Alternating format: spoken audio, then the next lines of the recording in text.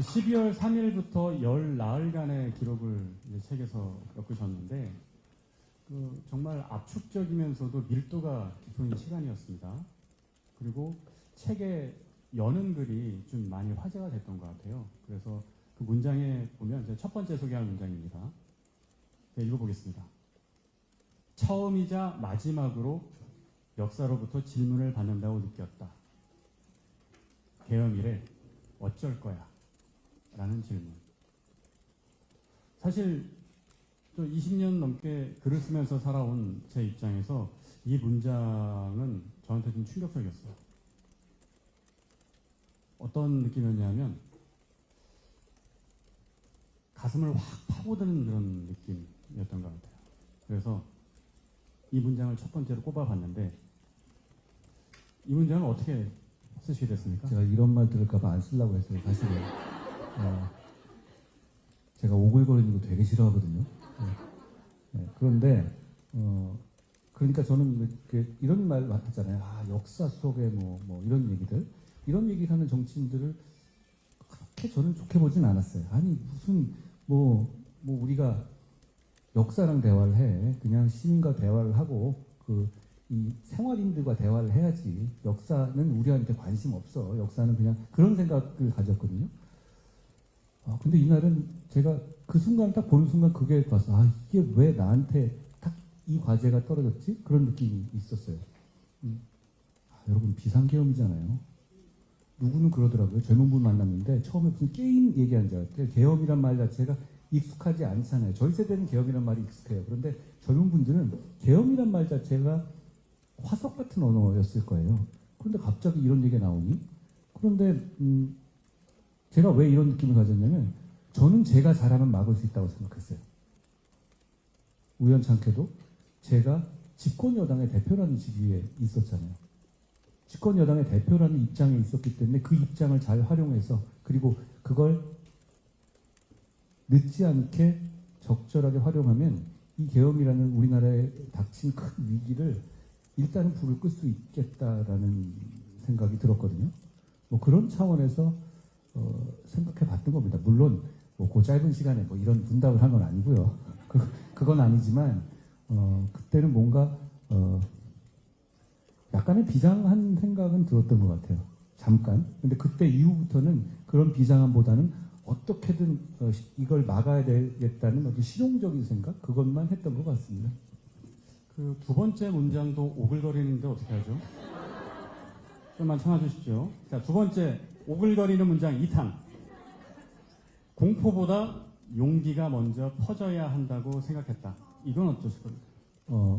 이거 되게 제가 좋아하는 문장 중에 이게 있어요. 사실 처칠이 했다고 하는 말이지만 실제로 처칠이 이걸 정확하게 말한 것 같지는 않아요. 그게 이런 거거든요. 공포는 반응이고 용기는 결심이다. 굉장히 멋있는 문장이라고 생각합니다. 그리고 그게 제가 많이 겁을 먹어야 될 상황에서 많이 떠올리는 문장이기도 하고요.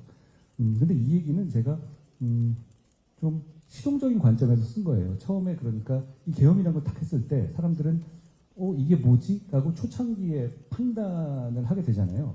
그런데 그 부분에서 저는 제가 굉장히 빨리 입장을 낸 이유가 이거는 이게 맞냐 아니냐가 아니라 이건 잘못됐고 빨리 막아야 된다는 속으로 다음 페이지로 확실히 국민들의 생각을 갈 수 있도록 도와드려야 그렇게 되면 좀 마음이 편해지잖아요. 이게 맞냐 아니냐로 가게 되면 이 계엄은 해제되지가 않습니다.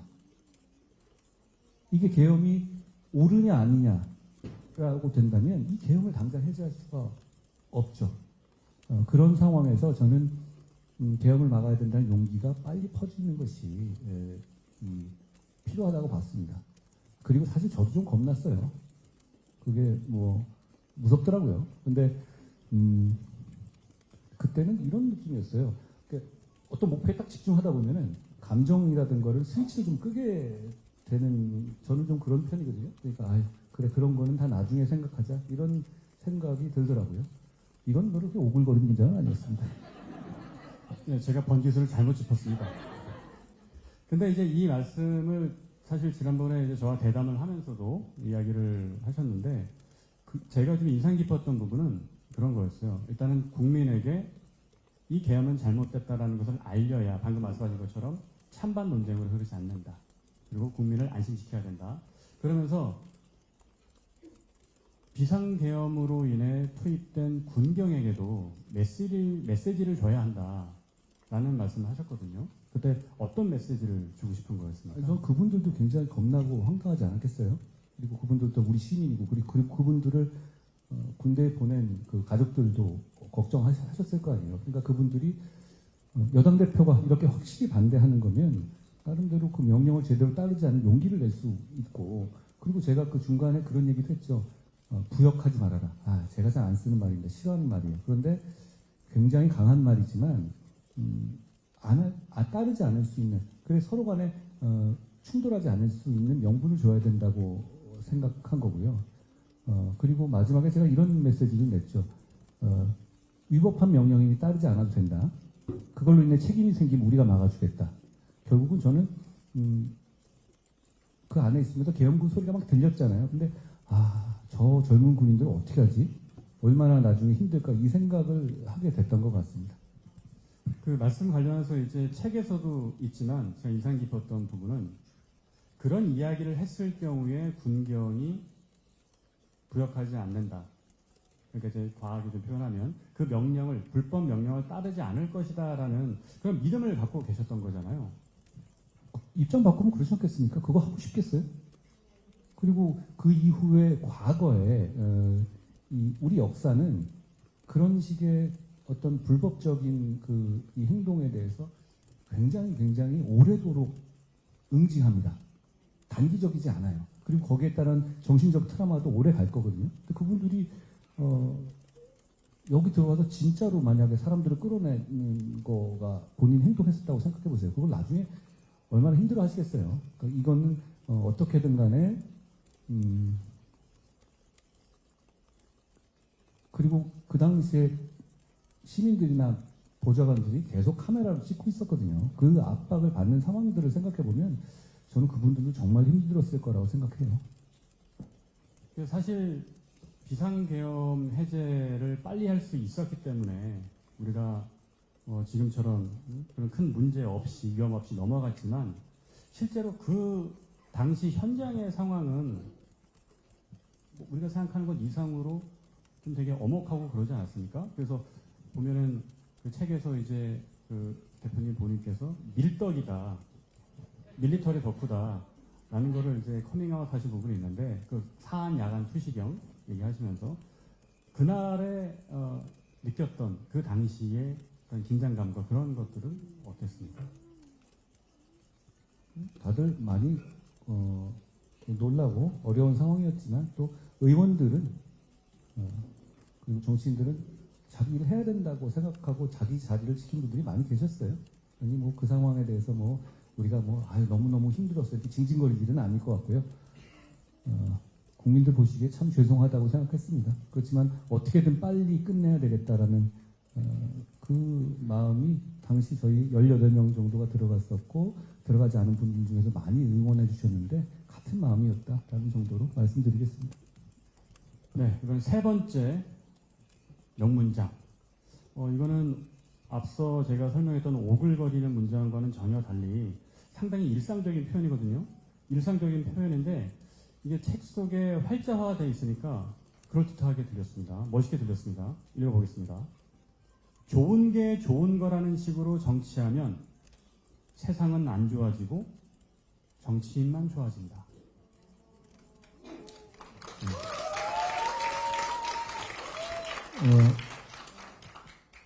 제가 한 선택들에 대해서 좀 불편해 하시는 분들도 꽤 계시잖아요. 근데 그렇게 안 했으면 저는 더 편했을 거예요. 그렇지 않습니까? 근데 저는 제가 얼마나 이 정치를 그리고 중요한 위치를 할지 얼마나 할지는 모르겠어요. 그건 여러분께 달렸습니다. 그렇지만 그 과정에서 임무에 집중해야 한다고 생각하거든요. 조금 불편해지고 조금 손해보더라도 우리 전체 공동체가 좀 나아지는 방향으로 움직일 수 있도록 뭐든 해봐야 된다라는 게 제 생각이고 선택이에요. 그리고 그런 선택을 하는 분들이 더 많았어야 한다고 생각합니다. 그래야 나라가 좋아지죠.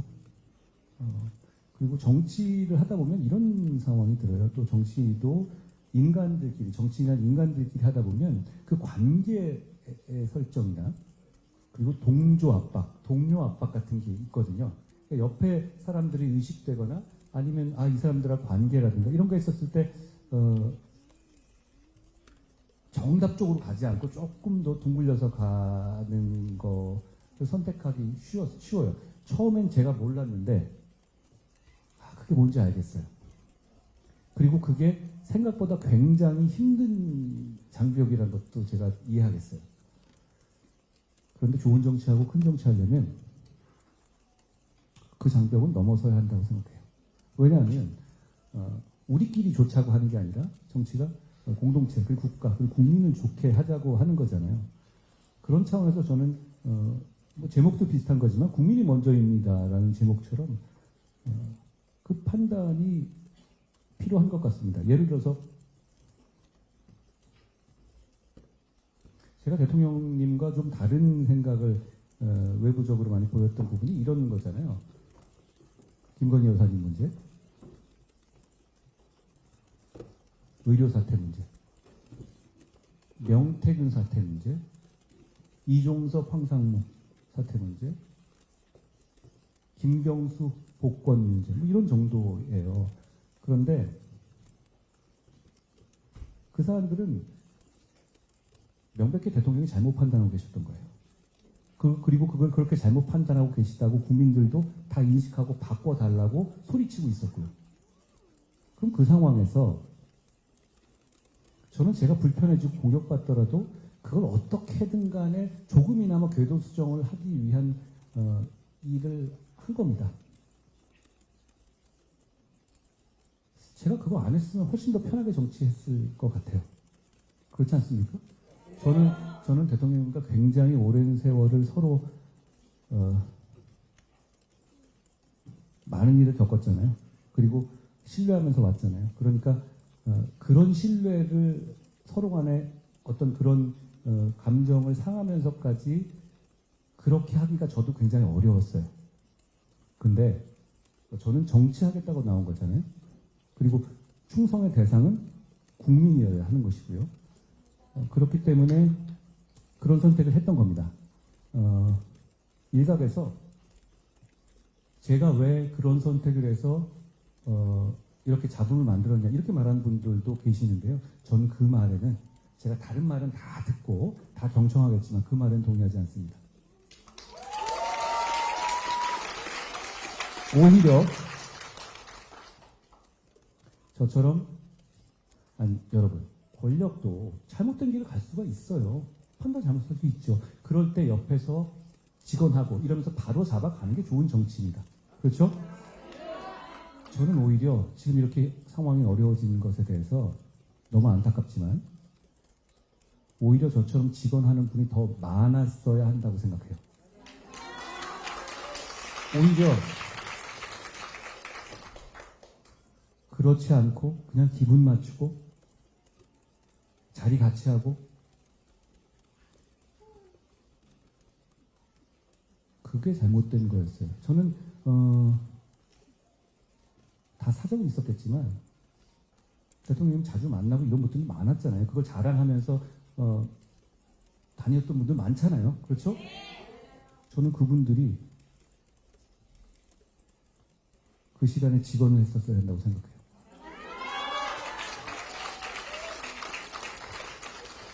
저는 이 정부가 잘 되기를 누구보다도 바랬습니다. 진심입니다. 왜냐하면 만들 때 제가 문재인 정부 말기에 거의 대통령님을 대신해서 얼마나 많이 공격당했습니다. 4번 좌천나이고 2번 압수수색당했습니다. 구속 직전까지 갔었죠. 그리고 얼마나 많은 사람들, 여러분 포함해서 이 정부를 만들어내려고 얼마나 피눈물 흘리면서 싸웠습니까? 그런 정부이기 때문에 끝까지 정말로 성공하기를 누구보다 바랬다는 말씀을 드립니다. 그러기 위해서 저는 직언할 수밖에 없었어요. 가만두면 나중에는 다 터질 텐데요. 그러면 같이 옆에서 웃고 있다가 그때 살짝 엉덩이 빼고 터지게 놔둡니까? 저는 그게 제 임무라고 생각하지 않았어요. 그리고 저는 앞으로도 그렇게 정치할 겁니다.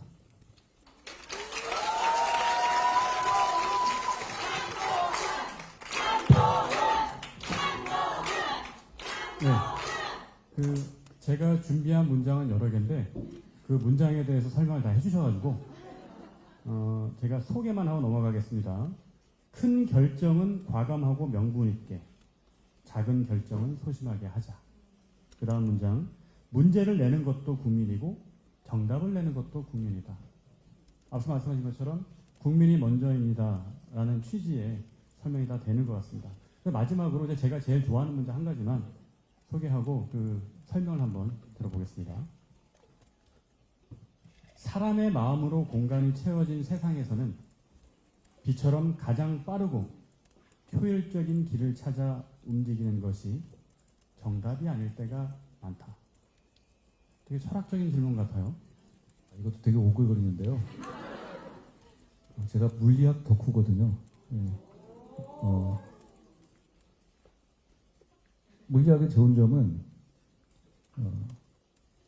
다른 것까지는 다 이제 이해가 가고 직관을 가는데 이제 일반 상대성 원리부터 양자론 이렇게 가면 잘 모르겠어요. 근데 계속 보잖아요. 그럼 이해한 것 같은 착각이 들어요. 양자론도 보면 계속 뭐 슈레딩거의 고양이 뭔 소리인지 모르겠는데 이걸 막 보다 보면 이걸 내가 이해한 것 같은 착각이 들거든요. 근데 아니죠. 그걸 제가 다른 사람한테 설명해 보면 알아요. 이건 내가 모르고 있구나. 근데 세상이 그렇게 이해하지 못하는 원리로 짜여 있다는 거잖아요. 너무 매력적인 것 같아요. 근데 이 말은 제가 왜 썼냐면 제가 3일부터 16일까지의 여러 결정의 과정 중에서 몇 군데서 이건 내가 괜히 참을 걸. 역시 나의 한계는 여기야. 이런 느낌이 든 게 몇 번 있었어요. 그런데 다시 곱씹어봐도 그 결정의 내용에 대해서 제가 후회하는 건 없습니다. 그건 제가 비난을 감수할 것이고 비판을 감수할 것이고 그건 제가 정치적인 결단이고 다시 돌아가도 그렇게 하겠습니다. 그런데 이게 제가 목적이 있고 그 정보의 차이가 있잖아요. 국민들이 보시는 거랑 다른 의원들이 보시는 것과 저는 그리고 대통령님도 잘 알기도 하고 그리고 정보가 당대표로서 굉장히 많이 쌓여있는 상태이기 때문에 정보의 차이가 큽니다. 그래서 제가 위험을 조금 더 빨리 느낄 수도 있고 그리고 그 위험을 방지하기 위해서 더 빨리 움직여야 된다는 어떤 그런 절박함을 더 느낄 수도 있어요. 그러다 보니 직진해서 제일 빠른 길로 딱딱딱딱 문제를 해결하려고 노력을 하게 된 거죠. 왜냐하면 지금은 조금 웃으면서 얘기했지만 그 당시에는 여러 가지 절박한 상황들이었단 말이에요. 우리가 망각해서 그렇지 그때 상황을 한번 보십시오. 그렇게 만만한 상황이 아니었고 그때 상황은 여기 우리 언론인들 많이 계시지만 그때 있었던 언론들의 보도를 그냥 가감없이 양과 내용을 한번 날짜별로 보셔도 우리가 진짜 경랑의 역사를 거쳤구나라고 느끼게 될 겁니다. 그 과정에서 저는 상황을 수습하고 상황을 좋은 방향으로 이끌기 위해서 여러 결단을 하는데 지나고 보면 그냥 빛의 영역 그러니까 빛이 그거잖아요. 어느 쪽으로 가든 간에 빛이 살아있는 것도 아닌데 제일 최단 거리를 찾아간단 말이에요. 그런 식의 효율적인 결정을 하려고 노력했어요. 근데 지나고 보니 그것보다는 조금 돌아가도 되지 않았나? 그리고 조금 더 시간을 좀 서로 가지면서 그래도 그랬을 때 다시 한번 말씀드리면 결론을 바꾸겠다는 취지는 아닌데 그랬을 때 조금 더 낫지 않았을까 하는 반성을 하게 돼요. 몇몇 장면들이 있잖아요. 그게 제가 말하거든. 이 말 내가 지금 하는 게 아닌데 내가 왜 이 말을 하고 있지? 이런 느낌이 좀 제가 자주 이러거든요, 사실. 예. 그래서 끝난 다음에 우리 의원님들한테도 많이 혼났는데 제가 공감하는 부분이었어요. 그 점을 좀 고치려고 합니다. 그래서 뭐 고쳐질지 모르겠어요. 그게 뭐 불뚝불뚝 나오잖아요. 그런데 그런 선이라고 하더라도 돌아가고 조금 참고 아니면 꼭 내가 아니라 다른 분들이 그 공간을 좀 차지하게 해드리고 이런 게 저한테 좀 부족했던 것 같아요. 그런 말씀을 좀 반성참아 드린 거였어요. 근데 멋있는 말 아닙니까?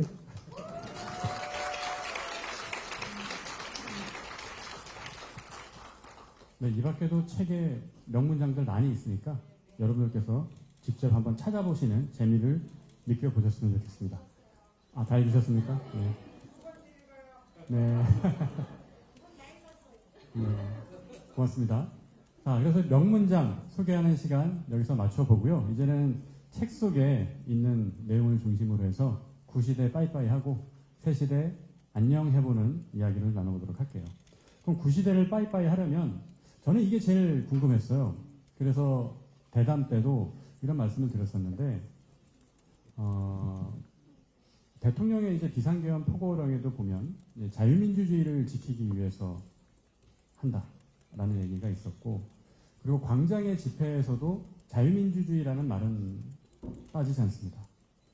그러나 대표님을 포함해서 여기 계신 분들 모두 자유민주주의를 지키고 계속 수호해야 한다라는 마음은 똑같잖아요. 그러면 우리가 생각하는 자유민주주의가 서로 다른 건가? 라는 의문이 들죠. 대표님이 생각하는 자유민주주의는 뭡니까? 남의 자유를 존중하는 겁니다. 저는 자유민주주의가 내가 자유롭게 행동할 테니 괜찮다라는 취지도 아니고, 그리고 소위 말하는 자유진영이라고 하잖아요. 진영과 그 진영으로서 어느 나라는 자유진영, 어느 나라는 공산 전체주의 이런 의미의 또 아니라고 봐요. 이게 자유민주주의에서의 용어상으로 보면 이 자유라는 게 프리덤이 아니라 리버티잖아요. 그러다 보면 결국은 다른 사람의 자유를 권력이 제한할 때 법에 의해서만, 그리고 최소한의 방법으로만 제한해야 한다는 게 저는 핵심이라고 봐요. 그렇기 때문에 제가 비상계엄을 저지해야 된다고 나서면서 자유민주주의의 문제라고 한 것도 그런 이유입니다. 자유민주주의를 지키기 위해서 비상계엄을 한다는 말은 그래서 앞뒤가 안 맞는 겁니다. 왜냐하면 법에 정한 방식으로 최소한의 방법을 선택해서 다른 사람의 기본권과 자유를 제한해야 하는 것이거든요. 그 약속이에요. 자유민주주의는.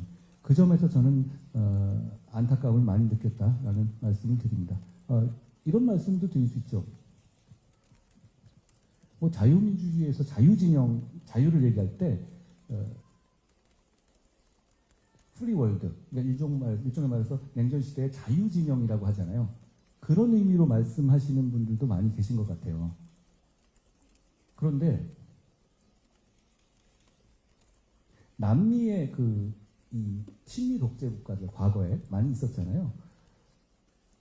그 나라들은 자유진영입니다. 친미 진영이고 공산 진영과 반대되는 진영에 속해 있는 면에서는 자유진영이라고 할 수 있지만 그 나라들이 자유민주주의 국가라고 할 수는 없어요. 우리가 생각하는 자유민주주의 국가는 그런 자유민주주의 국가가 아닌 거죠. 진영의 면에서. 그러니까 저는 그런 점에서 핵심은 남의 자유를 최대한 보장하고 남의 자유를 제한할 때는 법에 의해서만, 룰 오브 로, 그리고 최소한의 원칙에 의해서만 한다는 것이 저는 핵심이라고 봅니다. 저는 그걸 우리가 놓쳐서는 우리의 기본 체제의 기본을 놓치는 것이다라고 생각합니다. 여러분 머리에 쏙쏙 와닿았죠? 그래서 뭐 이야기를 이제 안 하고 넘어갈 수는 없을 것 같은데요. 솔직히 우리가 평소 생각하는 민주주의라는 것은 데모크라시죠. 그러니까 이즘으로 끝나지 않기 때문에 정치 체제를 얘기합니다. 그래서 정확하게 말하면 민주정이 맞고, 근데 정치 체제인 민주정은 이즘이라는 이념의 옷을 입어야 돼요. 예를 들어서 인민민주주의도 민주주의입니다. 그러나 우리가 지향하는 바는 아닙니다. 방금 말씀하셨던 것처럼 자유민주주의가 우리가 지향하는 곳인데, 그럼 이 자유민주주의의 원리는 설명하신 것처럼 내 자유만큼 너의 자유도 중요하다. 이거는 인정하고 배려하는 거고 어떤 다수의 결정이 있더라도 소수의 의견을 무시하지 않고 존중하는 자세인 거잖아요. 그러니까 민주정이 다수결로 결정을 하지만 꼭 다수의 뜻대로만 하면 안 된다라는 그게 자유민주주의인데 사실 이재명 대표의 민주당을 보면 그 대척점에 서 있는 느낌도 지울 수가 없습니다. 대표님께서 보시기에 어떻습니까? 제가 87체제의 극복이 필요한 이유 중에 하나라고 생각하는데요. 여러분 대한민국 헌법에는 늘 탄핵제도가 있어 왔습니다. 그렇죠? 그렇지만 탄자를 꺼내는 거를 서로 눈치 봤어요. 그런데 이 사람은 29번을 하네요. 지능 레슬링 같은 진짜 막장 스포츠에서도 눈을 찌르면 안 된다는 정도의 암묵적인 룰은 있는 거거든요. 그런데 이분은 그냥 이 정치 세력은 그런 거 생각 없이 그냥 눈이라도 찌르겠다라고 나오는 겁니다. 결국은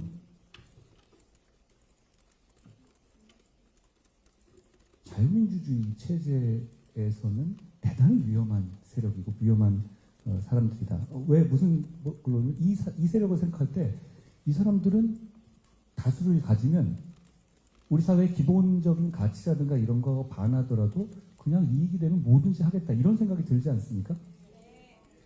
여러분 만약에 제가 이재명 대표 같이 저런 사법 리스트를 가지고 만약에 대통령이 됐다고 생각해 보십시오.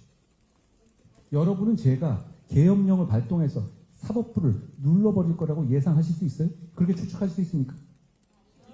아니겠죠? 법을 바꿔서 나에 대한 범죄는 죄가 안 되게 바꿔버릴 거다라고 제가 그럴 것 같습니까? 이 대표는 어떨 것 같습니까? 그게 문제인 겁니다. 그게 차이인 거예요. 자유민주주의의 기본을 지킨다는 것은 그런 기본적인 원칙에 관한 합의와 약속에 대해서 서로 믿음이 있는 거거든요. 저 정치 세력은 그 믿음이 없습니다. 그러니까 현재 대한민국에서 가장 위험한 사람이라고 제가 감히 말씀드리는 것이다 라는 말씀 정도 드리죠. 대표님 말씀에 참 모든 분들 공감하고 계시는데 여기서 한 가지만 제가 바로 답자면 앞서 이제 제가 대통령이 되겠다면 이거는 그냥 일반적인 원론을 얘기한 겁니다. 제가 원론을 얘기한 겁니다. 원론일 수밖에 없는 게 제가 그런 사법 리스크가 없잖아요. 그래서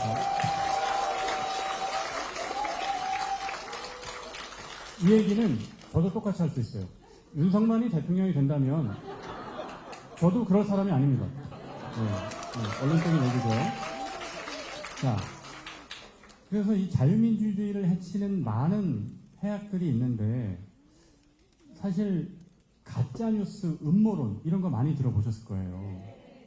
근데 이 가짜뉴스, 음모론이 왜 문제냐면 예전에는 우리가 어떤 사실에 대해서 의견이 다르면 서로 토론을 통해서 합의점을 찾았는데 지금은 가짜뉴스와 음모론을 믿는 사람들이 많다 보니까 서로 믿고 있는 사실이 다른 거예요. 사실이 다르니까 저 사람은 거짓말을 하고 있다고 생각하고 결국은 그렇게 되니까 우리가 대화, 타협의 정치가 안 되는 것 같다는 생각이 들었는데 우리 책을 쓰면서 그 대표님과 대담을 할 때도 이 가짜뉴스 음모론에 대해서 많은 문제의식을 갖고 계셨잖아요. 근데 이 문제는 꼭 우리나라만의 문제는 아닌 것 같아요. 전 세계적으로 이런 사실에 대한 사실은 사실 토론에 대한 되지는 않거든요. 사실이 토론이 대상이 된다면 그걸 넘어서는 의견까지 가기가 어려운 거니까요. 이런 현상을 꼭 우리나라에만 있는 것이라고 너무 개탄할 필요는 없을 것 같습니다. 늘 이런 적이 있었지만 결국 인류는 문명은 이런 문제에 대해서 충분히 숙고하면서 헤쳐나왔다고 생각해요. 다만 그런 가짜뉴스나 음모론이 주류 정치 중심으로 받아들여질 때는 그 나라가 굉장히 큰 위기를 겪었다. 이런 점들을 우리는 많이 봐왔죠. 그런 점에서 경계하지만 또 그렇다고 해서 너무너무 걱정해서 이거는 절망할 문제도 아니라고 생각합니다. 네, 여러분 답변 완벽했습니까? 네. 정말 이런 것들이 해결돼야 우리가 구시대의 문을 닫고 새시대로 나아갈 수 있는 것 같은데, 자, 며칠 전에 이제 새시대에 대한 비전을 얘기하면서 개헌 이야기를 했습니다. 그래서 오늘 이제 모두 스피치에서 이제 87체제 이야기도 했지만, 지난번 이제 인터뷰, 중앙일보 인터뷰였죠. 그걸 보면은 정치인의 어떤 책임 있는 희생을 얘기했고, 나중에 혹시라도 대선이 열린다면, 그러면 임기 단축을 하는 방식으로라도 우리가 개헌을 해야 된다. 왜냐하면 여태까지 개헌을 말은 많이 해왔지만 이루지는 못했단 말이에요. 그래서 이 개헌을 하기 위해서 어떤 책임 있는 희생, 그런 부분을 강조하셨는데, 그런 생각을 하시게 된 이유는 뭔가요? 매번 개헌 얘기는 하잖아요. 근데 지금 이제 계엄을 겪고 29번의 탄핵을 겪은 이 상황에는 정말 필요하다고 사람들이 생각하실 겁니다. 그런데 필요성의 문제가 아니라 이제 가능성의 문제가 된 거예요. 그럼 그 가능성을 얘기하려면 확실한 청사진을 갖고 가야 되고, 그리고 장애물, 그러니까 지금까지 개헌이 제대로 못해온 장애물을 미 사전에 제거한다는 약속이 있어야 하는 것이죠. 그런 차원에서 어떤 희생적인 결단 없이 이 문제가 해결될 것 같지는 않습니다. 그러지 않아가지고 뭐 몇 년 더 하겠다, 이런 식의 생각들을 할 거기 때문에 그 부분은 대단히 중요하다고 저는 생각합니다. 그때 이제 개헌 얘기하시면서 저는 되게 인상 깊었던 게, 보통 우리가 개헌하면 권력구조 개편, 제왕적 대통령제, 이런 얘기를 많이 하는데, 대표께서 말씀하셨던 것 중에 신선했던 부분은, 우리가 그것뿐만이 아니라 정말 이 시대에 필요한 여러 가지 주제들을 논의 테이블에 올려놓고 이야기를 해보자 하면서, 예를 들면 선관위 문제라든가 이중배상 금지 문제라든가 그런 것도 언급을 하셨거든요. 아까 제가 잠깐 말씀드렸지만 대부분 유신헌법이 그대로 남아있어요. 87체제도 아니에요, 사실. 여러 가지 사회적인 제약의 면에서는. 그러니까 제가 며칠 전에 우리 의원님들하고 같이 제2연평해전 관련한 연극을 같이 봤거든요. 여러분 이거 어떻게 생각하십니까? 우리를 지키기 위해서 순국하고 희생한 영웅들에 대해서 일반적으로 우리 국민들이 받는 손해배상이라든가 그런 거보다 더 줘야 됩니까? 덜 줘야 됩니까? 우리는 엄청 후려쳐서 주게 돼 있어요. 그것도 헌법에. 그게 왜 그러냐? 유신헌법 당시는 월남전의 시대였어요. 너무 많이 사상자가 나는 겁니다. 우리나라는 가난했어요. 그걸 다 일반인 기준에 주다가는 나라가 버텨내지 못할 만한 그런 상황이었던 겁니다. 그런 특별한 상황에서 그 조항이 만들어진 겁니다. 군인들에 대해서 차별 대우를 하는 조항이죠. 그런데 여러분, 우리 그거 헌법에 남아 있습니다. 제가 당대표 때 몇 가지 개선을 했어요. 홍정기 일병 관련해서 가족의 위자료를 인정하는 법을 바꿨죠. 왜 그 가족의 위자료를 인정하는 지금 편법을 갔냐? 본인의 문제는 헌법 때문에 못 건드린 거예요. 그리고 김한나 여사 관련해서는 우리가 영웅들을 추서계급을 하는데 연금을 줄 때는 추서계급이 아니라 원래 계급을 줘요. 이거 이상하지 않습니까? 이걸 저희가 개선했습니다. 저는 이 부분에 대해서 자랑스럽게 생각해요.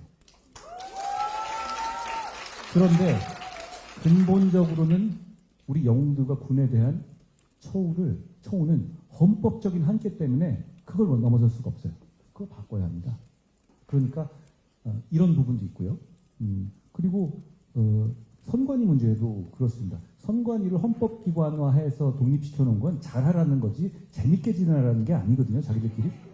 근데 지금은 자기들끼리 재밌게 지내고 있어요. 감시를 받아야죠. 우리나라에 어떤 기관이 그렇게 가족 채용을 하고 가족 기업을 얘기합니까? 그건 쌍팔년도 얘기예요. 왜 그러냐? 자기들끼리 모여 있으니까 그렇고, 감시되니까 그렇고, 그리고 여기 의원님들 계시지만 선관위를 비판하기 되게 좀 껄쩍지근하거든요. 왜 그렇겠어요? 선관위 선거법 고발 누가 하죠? 유권 해석 누가 해요? 그러고 보니까 제가 참 용감한 것 같아요. 결국 사람의 문제가 아니라 그것도 시스템의 문제입니다. 역시 그런 것도 바꿔야 하고요. 그리고 지금 우리 자랑스러운 고동진 의원도 계시지만 AI나 반도체 같은 거 그건 헌법 차원에서 지원해야 되는 거거든요. 유신헌법 당시에 과학조항 가지고 어떻게 AI 시대 AX를 대비합니까? 그 헌법적인 얘기들을 진지하게 논의해서 우리가 앞으로 몇십 년 쓸 체제를 만들자는 거예요. 여러분, 정치가 되게 중요합니다. 여러분들이 우리 정치인들이 너무 부족하다고 말씀하시는 거에 동감하는데 그래도 너무너무 중요합니다. 우리 모두의 삶을 엄청나게 좌우하거든요. 그러면 그 정치의 핵심은 정치의 룰을 헌법적으로 잡아주고 방향을 잡는 건 대단히 중요하고 이건 그냥 정치의 문제가 아니라 경제와 사회, 우리 일상생활의 문제이기도 합니다. 이제는 바꿔야 해요. 안 그러면 다음번에 그냥 레슬링 선수들이 바톤 터치하면서 똑같은 룰로 눈찌르며 싸우는 걸 계속 보시게 될 거예요. 그거 계속 보시게 될 겁니까? 보실 겁니까? 새로운 시대로 가기 위해서, 시대를 바꾸기 위해서는 저는 지금 우리 모두가 결단해야 될 때다라고 생각합니다. 그리고 그 결단을 위해서는 책임있는 사람들의 희생이 반드시 필요하다. 그런 말씀을 드리고 싶습니다.